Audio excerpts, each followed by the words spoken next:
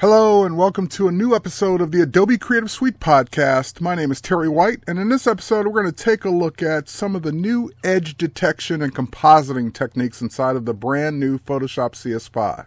So let's start off in Mini Bridge. And in Mini Bridge, I'm going to scroll through and I see a document that has a background that I really want to use. I really like this background. However, it's in an InDesign document. So what I'll do is I'll just right click on that InDesign document and I'll say show linked files. That will let me preview all of the images that were linked or placed inside of that InDesign file, and there it is, my background PSD.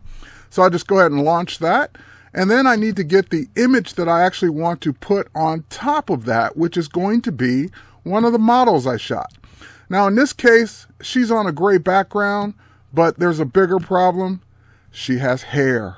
Okay, so this has been the age-old problem for anyone that's worked with compositing, trying to get rid of the background when the subject has hair or soft edges, and this is where Photoshop CS5 really shines. So the first thing we'll do is we'll use a tool that usually doesn't do a good job of this, and it's the Quick Selection tool. Now, what I'm going to do with the Quick Selection tool is just basically grab a quick selection. Of course, the Quick Selection tool does a great job around hard edges, but the problem is around soft edges. The minute I went too far out, it freaked out. So let's go ahead and hold down the Option or Alt key to kind of pull it back a little bit. And while we've got this here, we'll just go ahead and just subtract a little bit more. And again, it's subtracting, but it's still not doing a good job around the hair. Now I can, of course, come out a little bit more, and a little bit more there, and maybe a little bit more there, but that's pretty much the best this tool is going to do. So now we'll go to the new Refine Edge command.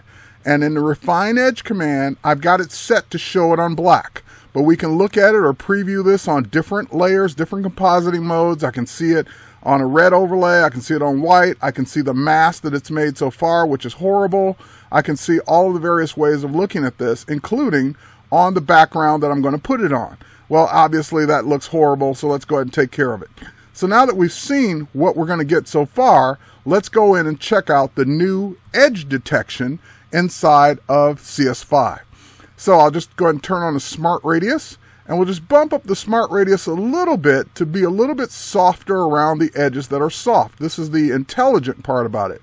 I've gone a little too far. Let's back up just a bit there. Now, of course, it still didn't do very much in helping me get rid of the colors that I selected by mistake, or that I had no choice in selecting. So now we'll use this tool that's selected by default. It's the Refine Radius tool, and I'll just pump up my brush just a little bit, and I'll just go ahead and start painting on what I knew to be gray. And it looks like I'm adding more gray in, when in fact what it's doing is it's saying, oh, you want to get rid of that color? Just let go, and it starts to get rid of that color out of the image. So I can just go ahead and start painting through her hair where the gray was, and it will go ahead and start to subtract that color out of the image, but still keeping her nice soft hair.